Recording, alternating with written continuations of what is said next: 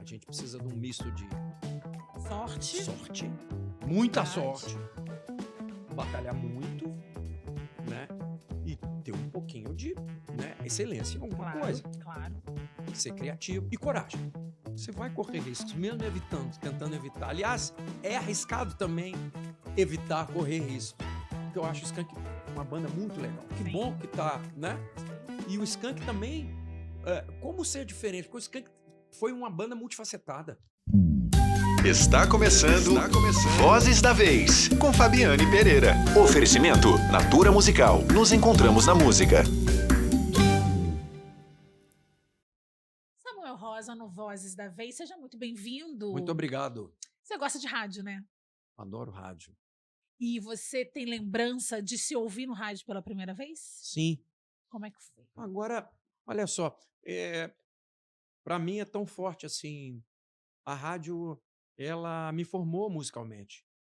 Eu sou de uma época que a gente ouvia rádio, né? Full time. Você não tinha né? Você não tinha um celular, você não tinha, né, Sim. computador, você não tinha nada. E você escutar um vinil, que é o que eu fazia na minha infância, né? Eu não, meus pais, era uma coisa cerimoniosa, assim, era domingo, o cara pegava aquele vinilzão, tirava, colocava ali, virava e tal, eu escutava 2 discos no máximo. Então existia essa, vamos dizer, essa, né, quase que um ritual para ouvir música. No rádio não, o rádio ligou ali, já tá rolando e, né, eu me lembro assim, então você perguntar, você pergunta, sua impressão de se ouvir no rádio, antes disso eu tenho que falar dessa incrível sensação que eu sentia quando eu entrava num carro e estava tocando uma música, aquela música me arrebatava. E eu lembro que uma das primeiras foi uma música até que o Ney agora regravou, que é do Sérgio Sampaio. Eu quero botar meu bloco na rua. Eu voltava da escola às vezes, né? Meu tio pegava uma turma assim, e às vezes estava tocando rádio. Que música incrível, assim, aquilo me comovia. Era apaixonante. E assim outras tantas, né, da Motown, a Soul Music, né, ali nos anos 70, estava bem no auge. Aí, foram emoções diferentes, assim. Uma foi uma coisa encomendada, porque eu tinha um grande amigo, na verdade não era amigo meu pessoal, mas era amigo dos tios dos caras com os quais eu tocava, e a gente era garoto, 14, 15 anos. E é uma figura icônica do rádio em Belo Horizonte, que era o Tuti Maravilha. Icônica mesmo. E ele tinha um programa na rádio lá. Em Confidência. E a gente começando ali, bandinha e tal. Não, 14 eu exagerei, devia ter uns 17. 16 para 17. A gente já tinha uma fitinha demo e o som era ruim pra caramba. E ele tocou, falou: agora eu vou tocar a banda. Chamar Pozualto. A banda Pozualto, que são dos sobrinhos da minha querida amiga fulana, aquela Cacaia, e tal, não sei o que. Foi muito emocionante. Mas ali a gente sabia que tinha uma peixada, um jabazinho. Um jabazinho, né? Sim.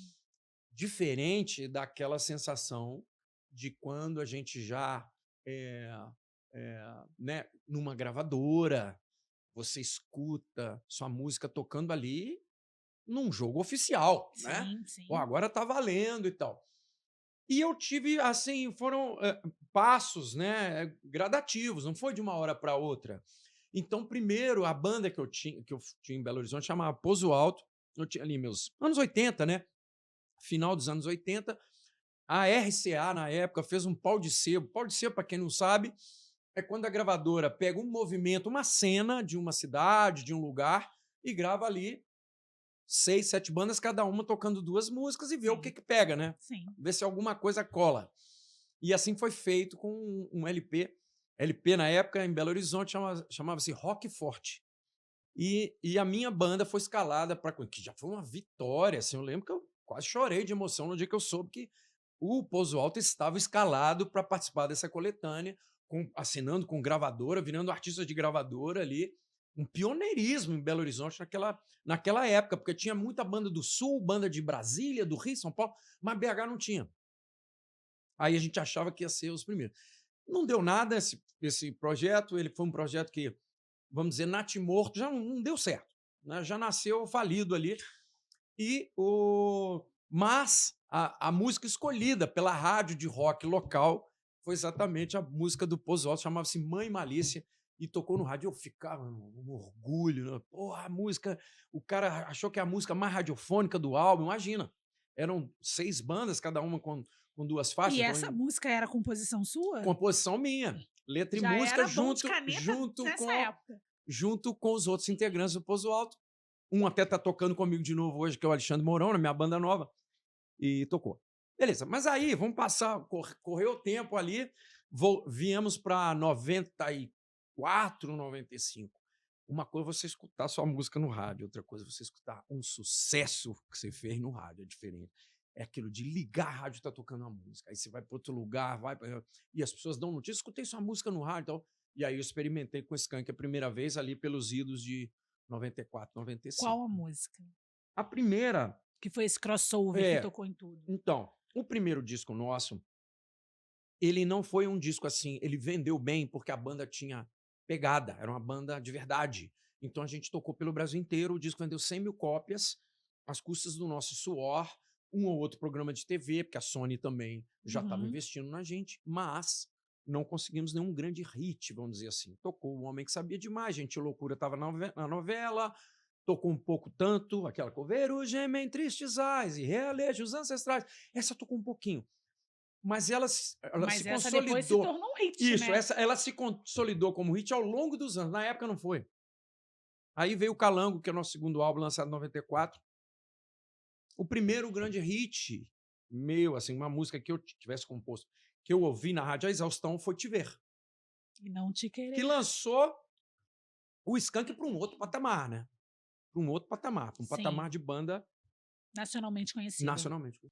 A psicologia no meio disso E surgiu aí? quando? Então, aí eu fui traçando aquele caminho ali, aquele roteirinho mais, vamos dizer, óbvio e regular para todo garoto ali de Belo Horizonte, né? Ou seja, estudei num colégio legal, né? E depois faculdade. Quando chegou na faculdade, eu já estava tocando. E aí, nesse aspecto, a gente era meio precoce, porque a gente começou com 14, 15 anos. Não tinham muitas bandas naquela época em Belo Horizonte de garotos com 14, 15 anos tocando como a gente estava tocando, já em festinhas. Às vezes, conseguimos espaço num parque. Tinha um parque em Belo Horizonte, um parque florestal, Parque das Mangabeiras, você deve conhecer. Sim. Tinha um teatro de arena, tocamos lá algumas vezes. Então, a gente estava já um pouco, vamos dizer, precoce para a nossa idade, o que era muito bom. Sim. E quando acabou o ensino médio, eu tinha que escolher uma profissão. Música O que eu não acho um tava. absurdo no Brasil, isso, né? Você não sabe Muito nada novo, né? da vida quando tem 16, 17 anos. Quiçá o que você vai fazer no resto da vida. Claro, claro. Uma profissão. Por isso eu sempre falei com os meus filhos, se permita errar, escolher a profissão errada. Se não tiver legal, mude. Porque são coisas que você vai levar até o final da vida. Sim. E ninguém com 16, 17 anos está preparado para isso, não. Nos Estados Unidos é um pouco diferente, em alguns países é diferente, né? Porque você pode entrar para a faculdade, fazer um básico 1, 2, 3, Sim, e ali sim. depois você vai. A habilitação vem depois, né? Depois você vai escolhendo mais sua área, né? Então, se é da humana, você pode abrir o leque para ser jornalista, para ser psicólogo, para ser, né? Aqui no Brasil, não, você tem que escolher. Mas nessa época, escolher por música, música faculdade. Eu não escolhi música. Não. Não eu não era queria, porque cogitação. não. Meu negócio nunca foi a música erudita, assim, a música, sabe, acadêmica. Tá. Apesar de eu admirar, acho lindo. Né, hoje a gente usa cordas esse disco novo, Rosa, meu disco tem cordas de um canadense, escreveu Owen Pallet, daqui a pouco a gente fala sobre ele, mas é lindo e tal. Mas eu queria música popular, sempre foi. Queria música popular. Então, rock. Eu queria uma banda de rock. Nem passei pelo violão, saltei o violão. Eu comecei 6 meses de violão, eu falei, porra, tem que arrumar uma guitarra agora. E aí, com 7 meses, 8 de instrumento, eu já tinha uma banda. Um baixista, um batera e eu na guitarra, todos com 15 anos.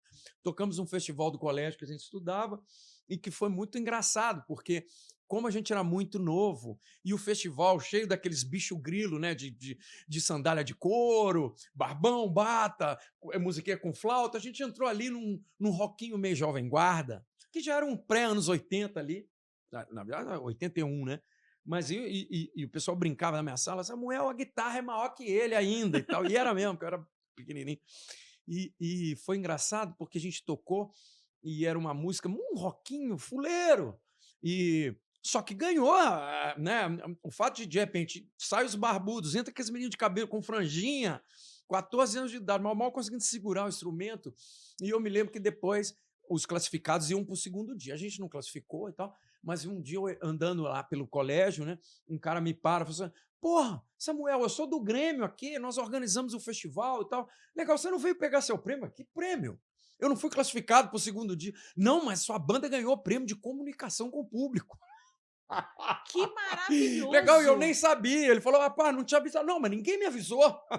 Vamos dizer, um prêmio de empatia. E foi bonitinho, assim, porque foi né, para os garotos ali que estavam acabando de sair das calças curtas, né? E a gente teve isso e foi muito emocionante. Então, quando eu entrei para... Sem querer delongar muito na minha história acadêmica, quando eu entrei para a psicologia, eu já era apaixonado, a música já tinha me pegado. É o que eu falo muito, meu filho. Você é um privilegiado, porque você sabe o que você quer fazer na vida, o que você ama na vida. E ele ama música. Ele ama. Independente do que acontecer com você, você sabe o que aconteceu comigo, com pessoas que você conhece aqui de Belo Horizonte, com o Jota Quest, que são amigos dele, com o Patofu, acontece para pouca gente. A gente precisa de um misto de sorte, muita sorte, batalhar muito, né? E ter um pouquinho de, né, excelência em alguma coisa. Claro. Ser criativo e coragem. Coragem também, muita. Há 3 anos, quando a gente se encontrou online, você me disse que a saída do Skank, um dos motivos foi, abre aspas, um constrangimento antropológico de senhores de mais de 50 anos viverem uma vida de adolescente como um clube do Bolinha, fecha aspas.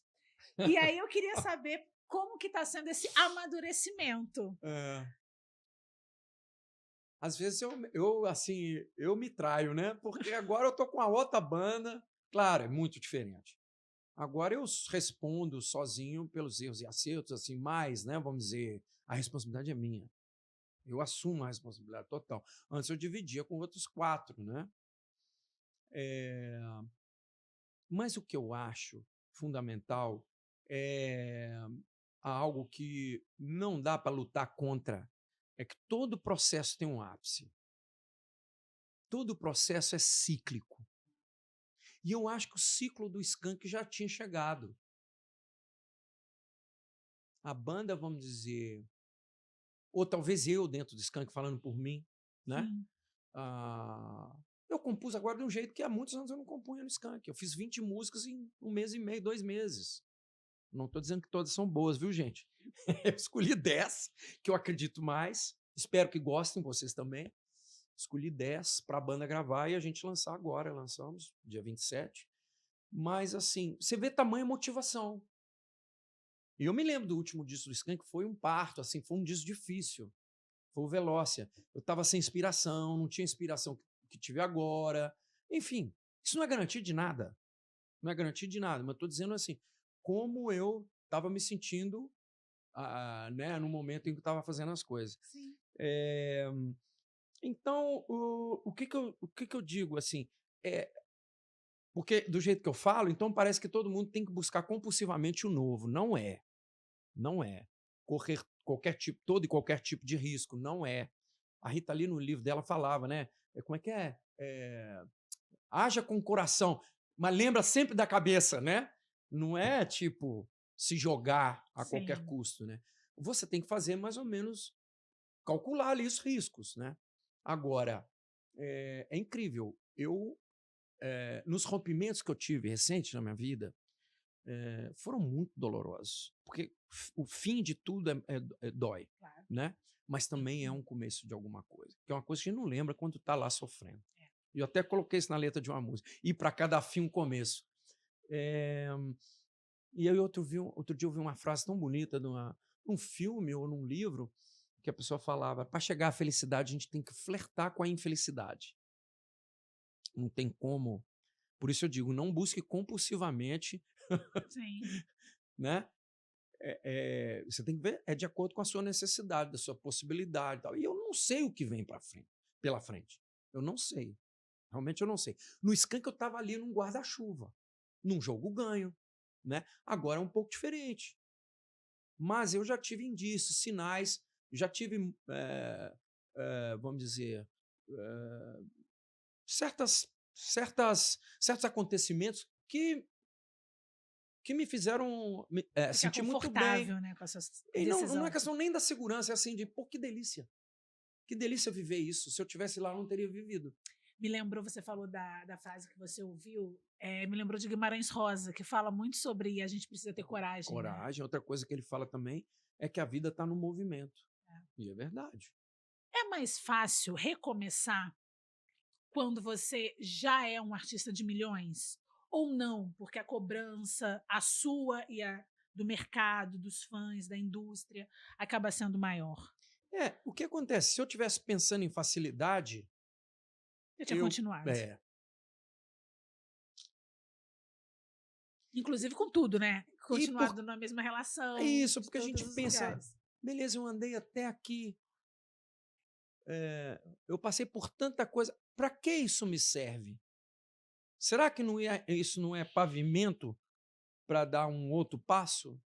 Do inesperado, do diferente? Eu acho que no Skank nós conseguimos fazer isso. Nós, de uma hora para outra, rompemos com aquela estética vencedora radiofônica do reggae eletrônico, da música, e partimos, claro, dentro da nossa possibilidade. Não é que o Skank virou uma banda de música alternativa, não foi isso. Mas o Skank rompeu. Sim, sim. Rompemos. Vários desvios de caminho do Skank, né? Muito foi tentado ali. Então, quando me perguntam, porque o disco soa um pouco Skank, falar, a primeira coisa, o compositor é o mesmo, não tem como fugir. E que bom, porque eu acho o Skank uma banda muito legal. Que bom que tá, né? Sim. E o Skank também, como ser diferente? Porque o Skank foi uma banda multifacetada. Sim.